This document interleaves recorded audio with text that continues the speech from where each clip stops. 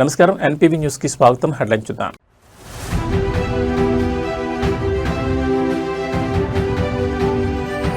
తరగతి గదిలో స్ఫూర్తిదాయక దృశ్యం. చిన్నారుల మధ్య సామాన్య ఉపాధ్యాయుడిగా మారిన నాయకుడు.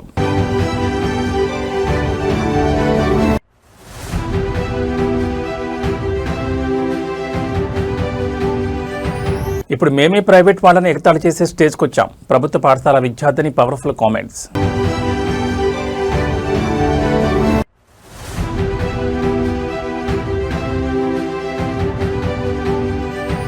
21 ఏళ్లకే ఎమ్మెల్యే, ఎంపీ అభ్యర్థిగా పోటీ చేసే అవకాశం ఇవ్వాలి. CM Revanth Reddy powerful demand.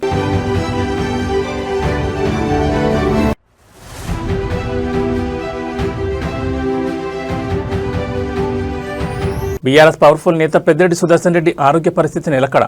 అభిమానులకు బిగ్ రిలీఫ్.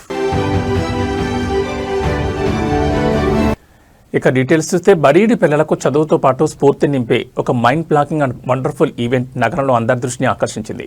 నాయకత్వ హోదాను పక్కన పెట్టి చిన్నారుల మధ్య ఒక సామాన్య ఉపాధ్యాయుడిగా కలిసిపోయిన ఆ గొప్ప నేత తీరు ఇప్పుడు సోషల్ మీడియాలో విపరీతంగా వైరల్ అవుతోంది.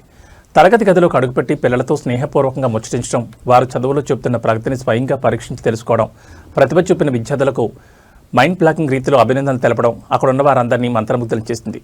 పాఠశాల ప్రాంగణంలో సందడి వాతావరణం నెలకొన్న వేళ ఆ నేత ఆకస్మికంగా తరగతి గదులను సందర్శించారు.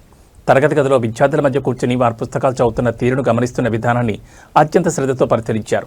ప్రతి విద్యార్థి దగ్గరకు వెళ్లి సబ్జెక్టులపై ప్రశ్నలు అడుగుతూ వారి ఆలోచన విధానాన్ని తెలుసుకున్నారు. చిన్నారుల అమాయకత్వానికి, చురుకైన సమాధానాలకు ఆశ్చర్యపోయిన నాయకుడు వారిని ఎంతగానో ప్రోత్సహించారు. బాగా చదువుతూ ప్రతిభ కనబరిచిన విద్యార్థులను ఆప్యాయంగా దగ్గరకు తీసుకుని ప్రశంసలు జల్లు కురిపించారు. పిల్లల్లో దాగి ఉన్న నైపుణ్యాలను వెలికితీయడంలోనూ, వారిలో చదువు పట్ల ఆసక్తి పెంచడంలోనూ ఇలాంటి ఆత్మీయ కలయికలు మార్పులు తీసుకొస్తాయని విద్యావేత్తలు హర్షం వ్యక్తం చేస్తున్నారు. పిల్లల భవిష్యత్ కోసం, నాణ్యమైన విద్యా ప్రమాణాల కోసం ఒక నాయకుడి ఈ స్థాయిలో గ్రౌండ్ లెవెల్లో సమయం కేటాయించి ప్రోత్సహించడం నిజంగా అద్భుతమని చెప్పాలి.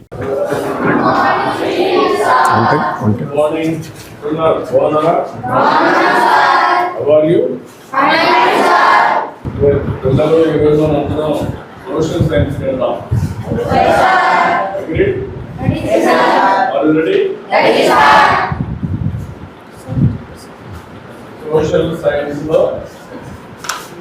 ఈరోజు ఫస్ట్ సబ్జెక్ట్ తీసుకున్నా.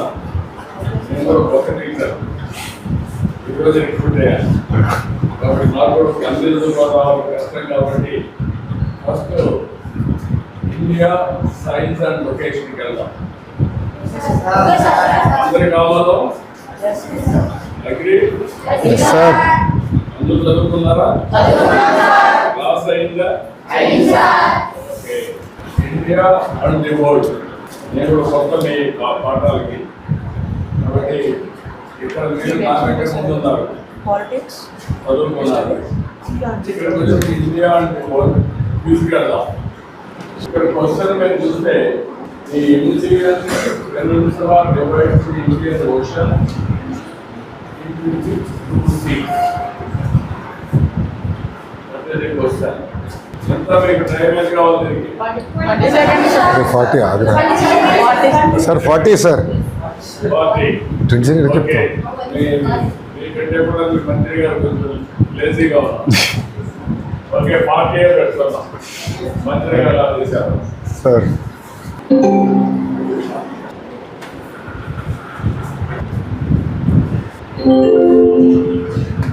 Results, show results.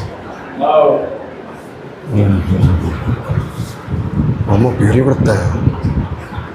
ఆంధ్రప్రదేశ్లో ప్రభుత్వ పాఠశాలల పూర్వ వైభవం నెక్స్ట్ లెవెల్కి చేరుకుందనడానికి ఒక చిన్నారి చెప్పిన మాటలు నిలువెత్తి నిదర్శనంగా మారాయి. విద్యాశాఖ మంత్రి నారా లోకేష్ నేతృత్వంలో విద్యా వ్యవస్థలో సరికొత్త విప్లవం ఆవిష్కృతమవుతోంది. గతంలో ప్రైవేట్ స్కూళ్ల యాజమాన్యాలు, విద్యార్థులు తమను గవర్నమెంట్ స్కూల్ అని చులకనగా చూస్తూ ఎగతాళి చేసేవారని, కానీ ఇప్పుడు సీన్ రివర్స్ అయిందని ఒక సర్కారీ బడి విద్యార్థిని అత్యంత పవర్ఫుల్గా వెల్లడించింది. ప్రభుత్వ పాఠశాలలో కల్పిస్తున్న కార్పొరేట్ స్థాయి మౌలిక వసతులు, నిరంతర పరిశీలన విద్యార్థులు సరికొత్త ఉత్సాహాన్ని నింపుతున్నట్లు క్షేత్రస్థాయి నుంచి స్పష్టమవుతోంది. ప్రభుత్వ పాఠశాలలో చదువుతున్న సదరు విద్యార్థిని మాట్లాడుతూ ప్రైవేట్ స్కూళ్లతో పోలిస్తే తమ బడిలోని చదువు, మౌలిక వసతులు అద్భుతమైన రీతిలో బాగున్నాయని గర్వంగా వెల్లడించింది. ఇంతకుముందు ప్రైవేట్ స్కూళ్ల వాళ్ళు మమ్మల్ని గవర్నమెంట్ స్కూల్ అని ఎగతాళి చేసేవాళ్ళు. ఇప్పుడు మేము వాళ్ళని ఎగతాళి చేసే స్వేచ్ఛ కూర్చామంటూ నెక్స్ట్ లెవెల్ కాన్ఫిడెన్స్తో మాట్లాడింది. ప్రభుత్వ పాఠశాలలో అందిస్తున్న భోజనం గురించి చెప్తూ తాను రోజువారీ లంచ్ ప్రతిరోజు స్కూల్లోనే తింటున్నానని, భోజన నాణ్యత చాలా బాగుందని సంతోషం వ్యక్తం చేసింది. ఎలాంటి లోటుపాటు లేకుండా పిల్లల పౌష్టికాహారంపై ప్రత్యేక శ్రద్ధ వహించడంపై హర్షం ప్రకటించింది. సర్కారీ బళ్లను కార్పొరేట్ స్థాయికి తీర్చిదిద్దుతూ తమ ఆత్మగౌరవాన్ని అందించిన విద్యాశాఖ మంత్రి నారా లోకేష్కి విద్యార్థిని హృదయపూర్వక ధన్యవాదాలు, థ్యాంక్ యూ నారా లోకేష్ గారు అంటూ తెలిపింది. ఈ వీడియో ప్రస్తుతం నెట్టింట హల్చల్ చేస్తూ వైరల్గా మారింది. ప్రభుత్వ పాఠశాల విద్యార్థిని వ్యక్తపరిచిన ఈ మైండ్ బ్లాకింగ్ ఆత్మవిశ్వాసం కూటమి ప్రభుత్వ విద్యా సంస్కరణలకు పక్కా నిదర్శనం. మరి రాబోయే రోజుల్లో రాష్ట్రంలో సర్కారీ బళ్ళు ఏ రేంజ్లో రికార్డు స్థాయి పురోగతి సాధిస్తాయో చూడాలి. మరి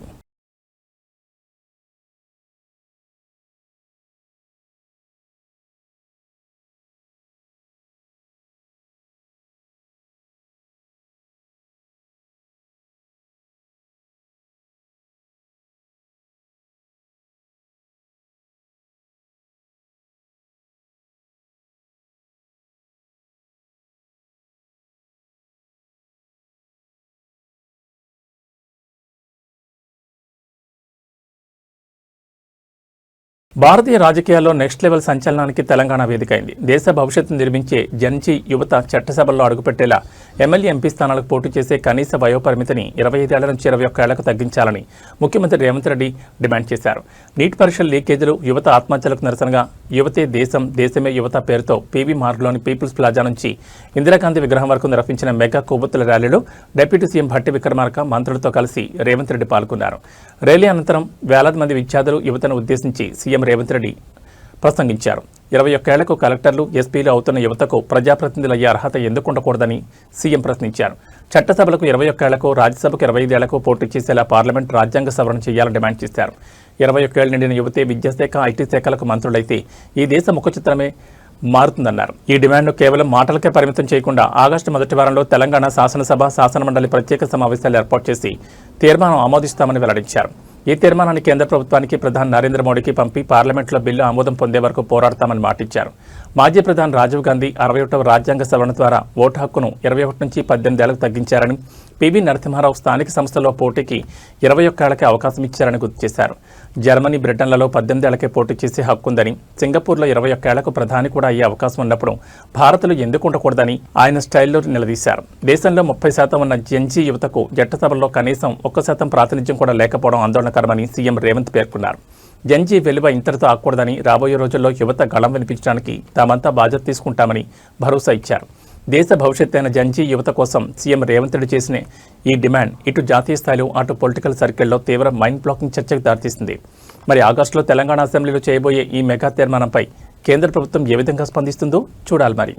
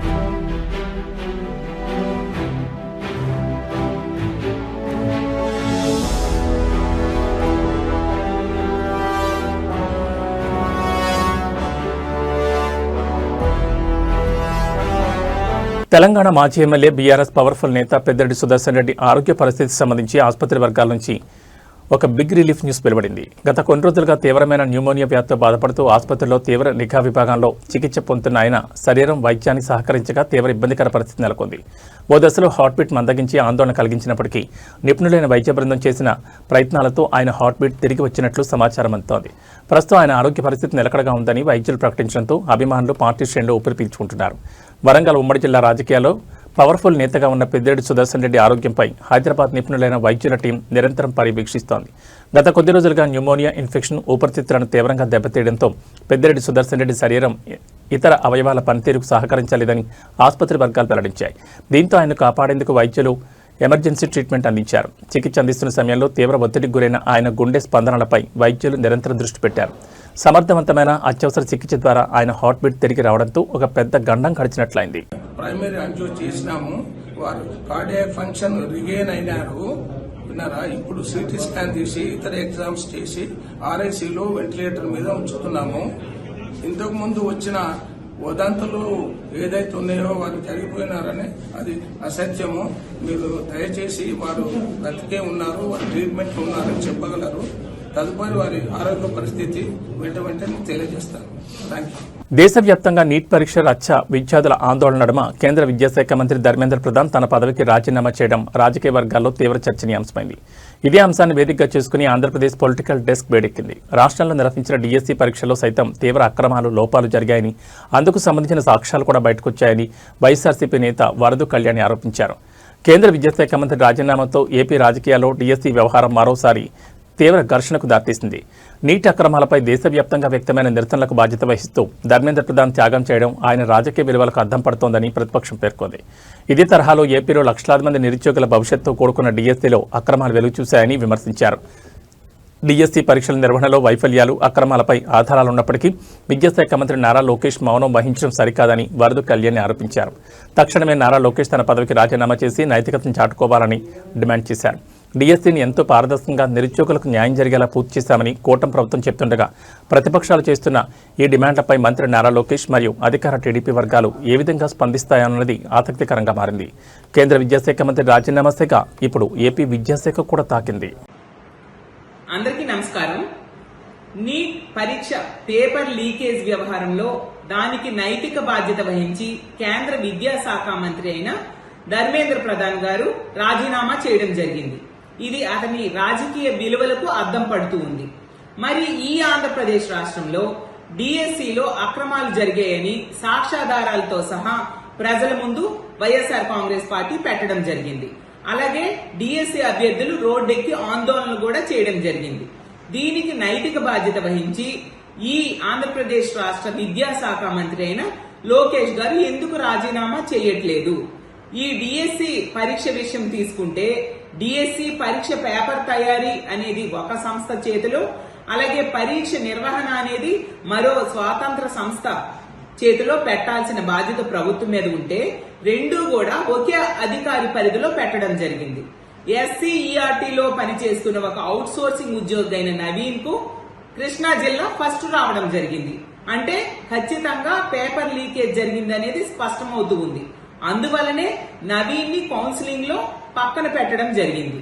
అంతేకాకుండా స్పోర్ట్స్ కోటాలో తీసుకుంటే భారీగా అక్రమాలు జరిగాయి అనేది స్పష్టమైంది. ఎందుకంటే స్పోర్ట్స్ కోటాలో ఉద్యోగాలు భర్తీ చేసి ఆంధ్రప్రదేశ్లో ఎర్రచందనం అక్రమ రవాణా ముఠాల గుండెల్లో రైళ్లు పరిగెత్తించేలా ఉప ముఖ్యమంత్రి అటవీశాఖ మంత్రి పవన్ కళ్యాణ్ పవర్ఫుల్ వార్నింగ్ ఇచ్చారు. కడప జిల్లా కాశీనారాయణ మండలం వరికుంట్ల సమీపంలోని జ్యోతి గుడి వద్ద 1.5 కోట్ల విలువైన 78 ఎర్రచందనం దొంగలను టాస్క్ ఫోర్స్ అధికారులు స్వాధీనం చేసుకున్న ఘటన రాజకీయ అటవీ వర్గాల్లో తీవ్ర సంచలనం సృష్టించింది. రహస్య సమాచారంతో రంగంలో దిగిన ఎర్రచందనం అక్రమ రవాణా నిరోధక దళం, స్టేట్ ఇంటెలిజెన్స్ బృందాలు శనివారం తెల్లవారుజాము నిర్వహించిన మెగా ఆపరేషన్ వివరాలను పవన్ కళ్యాణ్కి అధికారులు వివరించారు. బొలెరో మ్యాక్స్ ట్రక్లో ఇంటి సామగ్రి కింద దాచి రహస్యంగా తరలిస్తున్న 78 ఎర్రచందనం దొంగలను అధికారులు స్వాధీనం చేసుకున్నారు. హర్యానాకు చెందిన సన్నీ, రమేష్ అని 2 అంతర్రాష్ట్ర స్మగ్లర్లను స్పాట్లోని అదుపులోకి తీసుకున్నారు.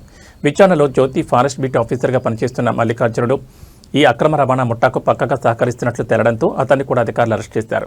ఈ అధికారి పాత్రపై లోతైన సమగ్ర విచారణ జరిపి నివేదిక ఇవ్వాలని పవన్ కళ్యాణ్ సీరియస్ ఆదేశాలు జారీ చేశారు. అడవుల పరిరక్షణ చేపట్టిన ఆపరేషన్ అరణ్య పురోగతిని ఎప్పటికప్పుడు తానే స్వయంగా సమీక్షిస్తానని ఉప ముఖ్యమంత్రి ప్రకటించారు. బెంగళూరు, హర్యానా, కోల్కతా కేంద్రాలుగా పనిచేస్తున్న అసలైన ప్రధాన సూత్రధారులను పట్టుకోవడానికి ప్రత్యేక బృందాలను రంగంలోకి దించాలని ఆదేశించారు. ఎర్రచందన స్మగ్లింగ్ మూలాల నుంచి నిర్మూలించేందుకు కూటమి ప్రభుత్వం అత్యంత కఠినంగా వ్యవహరిస్తోందని ఈ అరెస్టుల పవన్ కళ్యాణ్ హెచ్చరికలు నిరూపిస్తున్నాయి. మరి ప్రత్యేక బృందాల దాడిలో బయటపడి ఈ అంతర్రాష్ట్ర ప్రధాన సూత్రధారులు ఎవరో చూడాలి.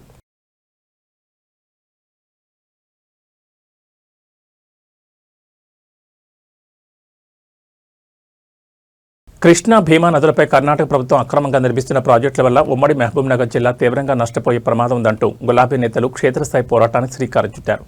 ఉమ్మడి పాలమూరు జిల్లాకు చెందిన బీఆర్ఎస్ సీనియర్ నాయకులు వాస్తవ పరిస్థితులను స్వయంగా పరిశీలించేందుకు మహబూబ్ నగర్ నుంచి పవర్ఫుల్గా బయలుదేరారు.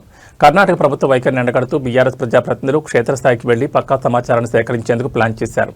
మాజీ మంత్రులు వి శ్రీనివాస్ గౌడ్, డాక్టర్ సి లక్ష్మారెడ్డితో పాటు ఎమ్మెల్సీ నవీన్ రెడ్డి, మాజీ ఎమ్మెల్యే ఆల వెంకటేశ్వరరెడ్డి మరియు ఇతర సీనియర్ ప్రజాప్రతినిధులు ఈ బృందంలో ఉన్నారు. కర్ణాటక ప్రభుత్వం కృష్ణా, భీమా నదులపై ఎలాంటి అనుమతులు లేకుండా నిర్మిస్తున్న ప్రాజెక్టుల స్థలాలను ఈ బృందం స్వయంగా సందర్శించనుంది. పాలమూరు ఎత్తిపోతలు సహా తెలంగాణ సాగునీటి ప్రాజెక్టులకు నీటి కొరత ఏర్పడకుండా కృష్ణా జలాల్లో రాష్ట్ర వాటాను కాపాడుకోవడమే లక్ష్యంగా ఈ పర్యటన సాగుతోందని బీఆర్ఎస్ నేతలు స్పష్టం చేస్తున్నారు.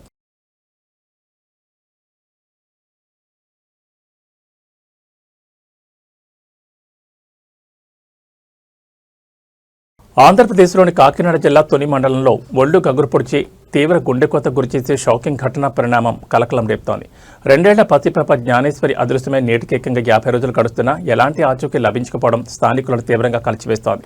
పోలీసులు ప్రత్యేక బృందాలుగా ఏర్పడి దట్టమైన అటవీ ప్రాంతాల్లో డ్రోన్లు, డాగ్ స్పాట్లతో ముమ్మరంగా చెల్లడి పట్టినప్పటికీ చిన్నారి ఆచూకీ లభించకపోవడం మిస్టరీగా మారింది. తన బిడ్డ క్షేమంగా తిరిగి వస్తుందని కళ్లల్లో ఒత్తిలేసుకుని ఎదురుచూస్తున్న ఆ తల్లిదండ్రుల వేదన ప్రతి ఒక్కరిని కన్నీళ్లు పెట్టిస్తోంది.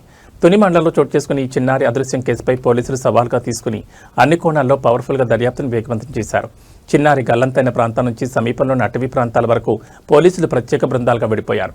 అయినప్పటికీ ఎలాంటి ప్రాథమిక ఆధారాలు దొరకపోవడం తీవ్ర ఆందోళన కలిగిస్తోంది. ఇది కిడ్నాప్ వ్యవహారమా, లేక అడవి జంతువుల చొరబాట, లేక వేరే ఏదైనా పగతో జరిగిన ఘటన అనే కోణాల్లో స్పెషల్ టీమ్స్ విచారణ జరుపుతున్నాయి. అనుమానితులను అదుపులోకి తీసుకుని విచారించడంతో పాటు సాంకేతిక ఆధారాలను సేకరిస్తున్నారు. 50 రోజులుగా తమ బిడ్డ ముఖం చూడక తిండి తిప్పలు మాని తల్లిదండ్రులు పడుతున్న ఆవేదన వర్ణాతీతం. బిడ్డ ఎక్కడున్నా క్షేమంగా తమ వద్దకు చేరుతుందని ఆశగా ఎదురు చూస్తున్న వారి రోదనలు స్థానికులను తీవ్రంగా కలిచివేస్తున్నాయి.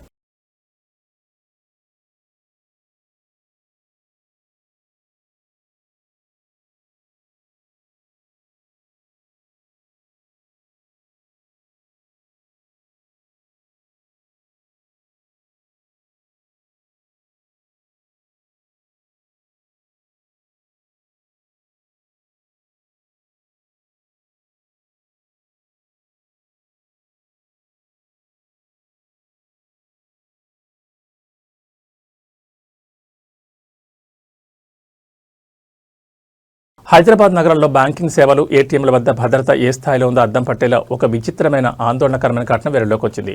బోరబండ పీలీ దర్గా సమీపంలో ఉన్న ప్రముఖ state bank of India ATM కేంద్రంలో కనీస భద్రత పర్యవేక్షణ కొరవైంది. డబ్బులు విత్డ్రా చేసుకునేందుకు లోపలికి వెళ్లిన వినియోగదారులకు ఏటీఎం మెషిన్ పక్కనే ఒక వ్యక్తి బెడ్రూమ్లా భావించి హాయిగా నిద్రపోతున్న దృశ్యం కనిపించి షాక్ అయ్యారు. ఏసీ గాలికి నిద్రపోతున్న సదరు వ్యక్తి వీడియో నెట్టింట వైరల్గా మారడంతో బ్యాంక్ అధికారుల నిర్లక్ష్యంపై స్థానికులు తీవ్రస్థాయిలో మండిపడుతున్నారు. బోరబండ ప్రాంతంలోని రద్దీగా ఉండే పీలీ దర్గా వద్ద ఉన్న ఎస్బీఐ ఏటీఎం కేంద్రంలో భద్రతా లోపాలు స్పష్టంగా కొట్టొచ్చినట్లు కనిపిస్తున్నాయి. రాత్రి సమయంలో డబ్బులు తీసుకునేందుకు ఏటీఎం సెంటర్లోకి వెళ్లిన ఖాతాదారులకు అక్కడ ఒక వ్యక్తి ప్రశాంతంగా నిద్రపోతూ కనిపించాడు. సెక్యూరిటీ గార్డు లేకపోవడంతో సదరు వ్యక్తి ఏటీఎం సెంటర్లోని ఏసీ గార్డులకు అక్కడే నిద్రకు ఉపక్రమించాడు. ఈ విచిత్ర ఘట్టాన్ని ఏటీఎంకు వచ్చిన కస్టమర్ తన ఫోన్ ద్వారా చిత్రీకరించి సోషల్ మీడియాలో పోస్ట్ చేయడంతో అది క్షణాల్లో వైరల్గా మారింది. అర్ధరాత్రి వేళలో ఏటీఎంలకు వెళ్లే మహిళలు, సాధారణ పౌరుల భద్రతకు గ్యారంటీ ఏమిటని నెటిజన్లు ప్రశ్నిస్తున్నారు. ఏటీఎం వద్ద సెక్యూరిటీ గార్డులను నియమించకపోవడం, సీసీటీవీ పర్యవేక్షణ సరిగా లేకపోవడం వల్లే ఇలాంటి సంఘటనలు పునరావృతమవుతున్నాయని స్థానికులు ఆగ్రహం వ్యక్తం చేస్తున్నారు. ఎలాంటి అవాంఛనీయ సంఘటనలు జరగకముందే బ్యాంక్ యాజమాన్యం తగిన భద్రతా చర్యలు తీసుకోవాలని డిమాండ్ చేస్తున్నారు. ఏటీఎం సెంటర్లో హాయిగా నిద్రపోయిన ఈ ఘటన సరదాగా అనిపించినప్పటికీ సెక్యూరిటీ పరంగా పెద్ద లోపాన్ని ఎత్తి చూపుతోంది. మరి ఈ వైరల్ వీడియోపై ఎస్బీఐ బ్యాంక్ అధికారులు ఏ విధంగా స్పందిస్తారో చూడాలి.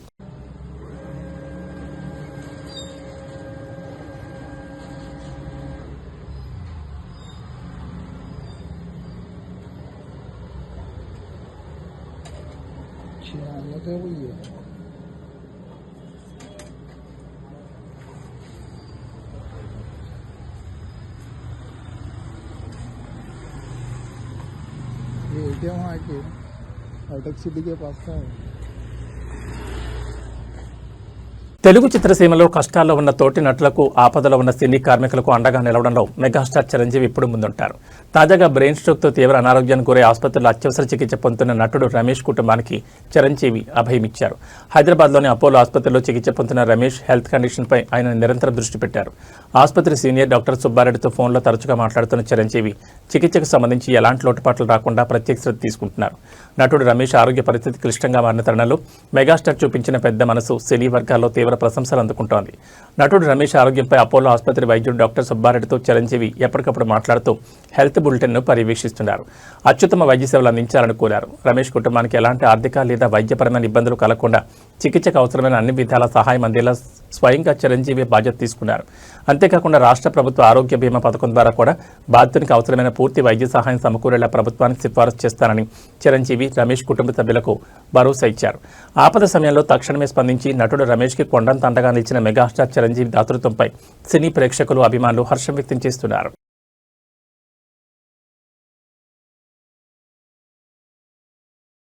కర్ణాటకలోని బీదర్ జిల్లా ఆసుపత్రి వేదికగా ఒక ఊహించని తీవ్ర ఆందోళనకరమైన ఘటన వెలుగుచూసింది.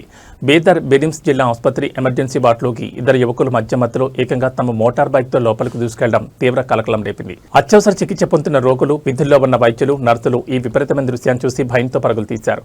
రంగంలో దిగిన పోలీసులు ఆ ఇద్దరు యువకులపై స్వల్ప బలప్రయోగం చేసి దేహశుద్ధి చేసి పోలీస్ స్టేషన్కి తరలించారు. ఆసుపత్రి భద్రతను అబాస్పాలు చేస్తూ మధ్యలో యువకులు చేసిన ఈ గందరగోళం ఆసుపత్రి వర్గాలను షాకు గురిచేసింది. తీవ్ర తలనొప్పిగా ఉందంటూ బిరిమ్స్ ఆసుపత్రికి వచ్చిన ఇద్దరు యువకులు తీవ్రంగా మద్యం తాగి ఉన్నారు. సాధారణంగా క్యూలో వచ్చి చికిత్స తీసుకోకుండా నేరుగా తమ బైకును ఆసుపత్రి కారిడార్లు దాటుకుంటూ ఎమర్జెన్సీ వార్డులోని బెడ్ల మధ్య వరకు నడిపించుకుంటూ వెళ్లడం తీవ్ర కలకలం రేపింది. ఎమర్జెన్సీ వార్డులో శబ్దాలు చేస్తూ బైక్తో లోపలికి రావడంతో అక్కడ చికిత్స పొందుతున్న బాధితులు, వైద్య బృందం తీవ్ర దిగ్భ్రాంతికి గురయ్యారు. ఆసుపత్రి ప్రాంగణంలో ఉన్న పోలీసులు తక్షణమే స్పందించి వారిని అడ్డుకునే ప్రయత్నం చేశారు. యువకులు తిరగబడి ప్రతిఘటించడంతో పోలీసులు స్వల్ప బలప్రయోగం చేసి దేహశుద్ధి చేసి వారిని లాక్కెళ్లి పోలీస్ స్టేషన్కి తరలించారు. మరి తాగుబోతు యువకులపై పోలీసులు ఎలాంటి కఠిన చర్యలు తీసుకుంటారో చూడాలి.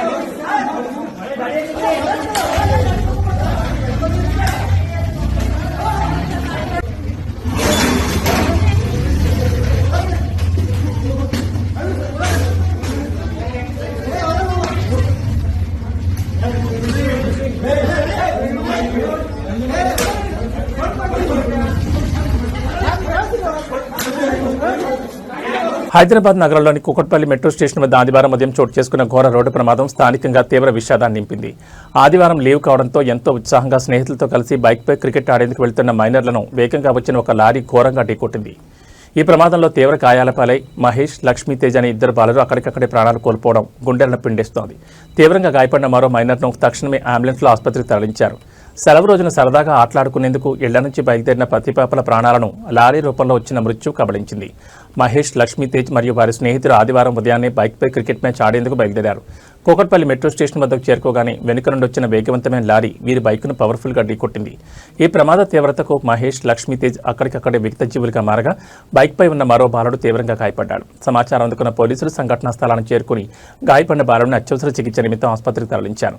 ప్రమాదానికి కారణమైన లారీ డ్రైవర్ను వాహనాన్ని అదుపులోకి తీసుకునేందుకు పోలీసులు సమీపంలోని సీసీటీవీ ఫుటేజ్లను పరిశీలిస్తున్నారు. కేసు నమోదు చేసుకుని దర్యాప్తును వేగవంతం చేశారు.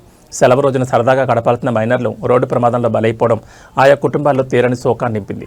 మరి ఈ ప్రమాదానికి సంబంధించి పోలీసులు వెల్లడించే తదుపరి పూర్తి వివరాలు చూడాల్సింది. నేను ఇంకో మహేష్ అనే తోడు, లక్ష్మీ అనే తోడు జగ్గురుట కూర్చున్నాం ఫోన్ అని మెట్రో కాడ యూటర్న్ కాడ బస్సులు ఉంటాయని ఇటు వచ్చేసినాం. ఇటు వస్తే పక్కల లారీ ఉండే అది కనిపించలేదు రోడ్డు. అక్కడ కొంచెం ఇట్లా గుంతలాగా ఉంది. ఆ గుంతలో పడంగానే కొంచెం హ్యాండిల్ లెఫ్ట్ టర్న్ అయితే నాకు ఇద్దరు పడిపోయారు. నేను కొంచెం ఇటు సైడ్ పడ్డా, అది ఇద్దరు ఆడపడ్డాను. వాళ్ళ పేరు ఒకరి పేరు మహేష్, ఇంకొకరి పేరు Lakshmi Tej. Classmates. AB bulletin విశేషాలు. నమస్కారం.